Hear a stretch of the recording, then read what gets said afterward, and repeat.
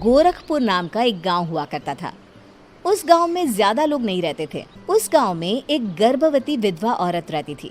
उस औरत का नाम कमला था। कमला अपने घर में अकेली रहती थी। उसके पति की सारी जायदाद उसके नाम हो गई थी, पर सभी गांव वाले उस औरत को मनहूस औरत समझा करते थे और सभी उससे नफरत किया करते थे। एक बार कमला राशन की दुकान पर खाने का सामान खरीदने जाती है। भैया जी, जरा 1 किलो दाल चावल देना। अरे हाय हाय हाय हाय हाय हाय! अरे मनहूस औरत, मेरी दुकान में अपशुगन करवाने आ गई क्या? हैं? चल जा यहाँ से। मैं कुछ नहीं देने वाला हूँ तुझे। भाग भाग यहाँ से, चल जा निकल। भैया जी, ऐसा मत कहिए। मैं गर्भवती हूँ, मुझे खाने की बहुत जरूरत है। मुझे खाना दे दीजिए। दुकानदार कमला को वहां से धक्के मारकर भगा देता है। तभी कमला रोते रोते उस गांव के किन्नरों के इलाके में आ जाती है। गांव वाले किन्नरों को उसी इलाके में रखा करते थे, क्योंकि वो लोग किन्नरों को पसंद नहीं करते थे और उनके इलाके में रहने से मना करते थे। तो किन्नरों ने उसी गांव में अपना एक इलाका बना लिया था। जब किन्नर लोग देखते हैं कि एक गर्भवती महिला रोते रोते उनके इलाके में आ गई है, तो सारे किन्नर कमला के पास जाकर उसका हाल पूछने लगते हैं।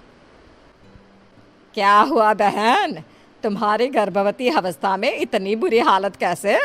तुम रो क्यों रही हो? तुम डरो मत, हम तुम्हें कोई नुकसान नहीं पहुंचाएंगे। तुम शांत होकर सब बताओ कि हुआ क्या है। मैं कमला हूँ। मैं गांव के दूसरे इलाके से आई हूँ। 2 महीने पहले ही मेरे पति की मौत हुई है। मुझे गांव के लोग मनहूस मानते हैं, क्योंकि मैं विधवा हूँ और गर्भवती भी। वहाँ के लोग मुझे खाने के लिए कुछ बेचने के लिए भी तैयार नहीं, जिससे मेरा गुजारा नहीं हो रहा था। कोई बात नहीं कमला, हम तुम्हारा ख्याल रखेंगे। किन्नर लोग कमला को एक खाली घर में रहने के लिए जगह दे देते हैं और उसकी देखभाल भी करते हैं। कुछ ही महीने बाद कमला अपने बच्चे को जन्म देती है, पर अफसोस, कमला बच्चे को जन्म देते ही अपनी जान गंवा देती है। जब सब किन्नर बच्चे को देखते हैं तो बहुत खुश हो जाते हैं, क्योंकि वो बच्चा भी किन्नर ही था। कमला ने एक किन्नर बच्चे को जन्म दिया था। अब इस बच्चे की देखभाल कौन करेगा? हम तो इस बच्चे को गांव के दूसरे इलाके में भी नहीं भेज सकते। और तो क्या हुआ, इस बच्चे की माँ नहीं रही तो हम इसे पालेंगे। अब ये हमारे इलाके में रहेगा, हमारे साथ रहेगा। फिर वो किन्नर उस किन्नर बच्चे को गोद ले लेते हैं, उसका नामकरण कराते हैं। उस किन्नर बच्चे का नाम शक्ति रखा जाता है। देखते ही देखते शक्ति बड़ी होने लगती है। उसके रंग रूप बहुत सुंदर थे। वो बहुत सुंदर किन्नर दिखती है। एक दिन शक्ति एक किन्नर से पूछती है, माँ जी सुनिए ना, ये गांव के दूसरे इलाके में भी तो लोग रहते हैं, तो हम वहाँ क्यों नहीं जाते? हम उनसे अलग क्यों रहते हैं? शक्ति, क्योंकि वो लोग हमारे जैसे नहीं, वो लोग हमें पसंद नहीं करते, इसीलिए हम उनसे अलग रहते हैं। क्यों? वो हमें क्यों पसंद नहीं करते? मुझे एक बार उस इलाके में जाना है। मैं एक बार वहाँ जाकर घूम कर आऊँ। शक्ति, खबरदार, जो तू उस इलाके में कभी भी गई तो अपनी जान नहीं गंवाना चाहती तो उस इलाके में कभी कदम भी नहीं रखेगी, समझी? इतना कहकर वो किन्नर वहाँ से चली जाती है। शक्ति उस किन्नर की बात सुनकर बहुत रोती है। माँ जी, ऐसा कैसे कह सकती है? उन्होंने इतनी सी बात के लिए मुझे इतना डांटा। अब तो मैं उस इलाके में ज़रूर जाऊंगी। फिर एक दिन शक्ति गांव के दूसरे इलाके में चुपके से जाती है। ये लोग तो हमारे जैसे ही इंसान हैं, तो ये हमसे नफरत क्यों करते हैं? जब शक्ति उस इलाके में पहुंचती है तो गांव के सारे आदमी उसके रूप से मोहित हो जाते हैं। वो लोग ये अंदाज़ा नहीं लगा पाते कि वो किन्नर है। शक्ति की सुंदरता देखकर सारे गांव वाले उसकी तारीफ करने लगते हैं। तभी गांव का चक्कर लगाने गांव के जमींदार का बेटा हर्ष वहां पहुंचता है। हर्ष भी दिखने में बहुत सुंदर होता है। जब हर्ष ने शक्ति को देखा तो वो भी उससे मोहित हो गया, और जब शक्ति की नज़र हर्ष पर पड़ी तो वो हर्ष को देखकर मोहित हो गई।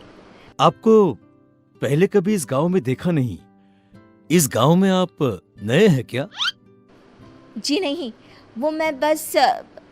तभी शक्ति बोलते बोलते रुक जाती है और मन में सोचने लगती है, अगर मैंने इनको बता दिया कि मैं दूसरे इलाके से आई हूँ तो वो समझ जाएंगे कि मैं किन्नर हूँ। इसलिए मुझे इनसे झूठ ही बोलना पड़ेगा। शक्ति हर्ष को कहती है, जी हाँ, मैं इस गांव में नई आई हूँ, यहाँ अकेली रहती हूँ। वैसे आप कौन है? आप भी इसी गांव में रहते हैं? जी हाँ, मैं इस गांव के जमींदार का बेटा हूँ। आपको किसी भी चीज की जरूरत पड़े तो आप मुझे बता देना, मुझे अच्छा लगेगा। ऐसे ही शक्ति और हर्ष एक दूसरे से रोज मिलने लगते। वो दोनों अपने प्यार का इजहार करने एक दूसरे से मिलने जाते हैं। तभी शक्ति का पीछा करते करते एक किन्नर वहां आ जाती है। शक्ति, मैं तुमसे बहुत प्यार करता हूँ। मैं तुमसे शादी करना चाहता हूँ। क्या तुम मुझसे शादी करोगी? हाँ हर्ष, मैं तुमसे शादी करूंगी, पर मैं तुमको अपने बारे में एक सच्चाई बताना चाहती हूँ जो मैंने तुमसे छुपा कर रखी है। तभी उनके बीच में ही वो किन्नर आ जाती है। शक्ति, तेरी हिम्मत कैसे हुई ऐसा करने की?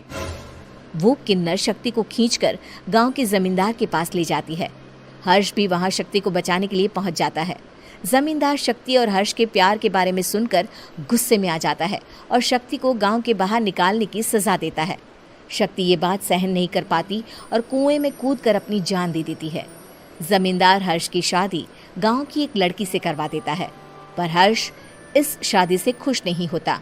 शक्ति अपना बदला लेने के लिए मरने के बाद किन्नर चुड़ैल बन जाती है। अब मैं इन गाँव वालों को नहीं छोड़ूंगी, अब इनसे मैं अपने प्यार का बदला लूंगी। किन्नर चुड़ैल गांव वालों को परेशान करना शुरू कर देती है। एक बार वो रात को गांव के खेतों में पहुंच जाती है और वहां आग लगा देती है। सारी फसल जल के राख हो जाती है। जब एक आदमी रात को उठकर देखता है कि खेत में आग लग गई है तो वो वहां पहुंच जाता है। वो देखता है कि खेतों के बीचों बीच एक किन्नर चुड़ैल खड़ी है और वहां खड़े होकर ताली बजा रही है। गांव वाला किन्नर चुड़ैल को देखकर बेहोश हो जाता है। जब सुबह उस आदमी को होश आता है तो वो सीधा जमींदार के पास जाता है। अरे जमींदार साहब, अरे वो किन्नर चुड़ैल ने मेरी सारी फसल जला दी। अब मैं क्या करूंगा? क्या होगा मेरा? जमींदार चुड़ैल किन्नर का नाम सुनते ही सब कुछ समझ जाता है। अब वो बहुत डर जाता है। उसी रात को जब जमींदार डर के मारे अपने कमरे में सो नहीं पाता, तभी वहां अचानक से किन्नर चुड़ैल आ जाती है। किन्नर चुड़ैल जोर जोर से जमींदार के आगे खड़ी होकर हंसने लगती है और ताली बजाने लगती है। जमींदार उस डरावनी किन्नर चुड़ैल को देखकर बहुत डर जाता है। तूने मेरे साथ बहुत बुरा किया, अब मैं तुझे जान से मार दूंगी। नहीं नहीं नहीं नहीं, नहीं। मुझे माफ कर दो, मुझे मत मारो। मैं कभी ऐसा दोबारा नहीं करूंगा। अब तुम जो बोलोगी वही मैं करूंगा। ठीक है, मैं चाहती हूँ कि किन्नर इलाका गांव के इलाके से जुड़े और गांव का कोई भी आदमी किन्नर समाज से द्वेष ना करे, उससे नफरत ना करे, नहीं तो मैं सारे गांव को मार दूंगी।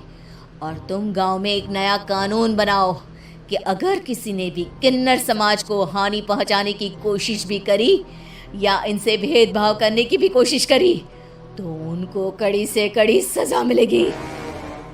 हाँ हाँ हाँ हाँ, मैं ऐसा ही करूंगा। तुम जो बोलोगी वो मैं करूंगा, पर मुझे जाने दो प्लीज। तब वो किन्नर चुड़ैल वहां से चली जाती है। गांव का जमींदार किन्नर चुड़ैल का कहा मानते हुए दोनों इलाकों को एक कर देता है और नया कानून भी लागू कर देता है। तब से वहां किन्नर समाज और बाकी गांव वाले शांतिपूर्वक रहने लगते। उम्मीद है कि आपको हमारी ये कहानी पसंद आई होगी। कृपया हमारे चैनल को सब्सक्राइब करें और सभी अपडेट्स के लिए बेल आइकन जरूर क्लिक करें। और हाँ, वीडियो लाइक और शेयर करना मत भूलिएगा। Bye bye.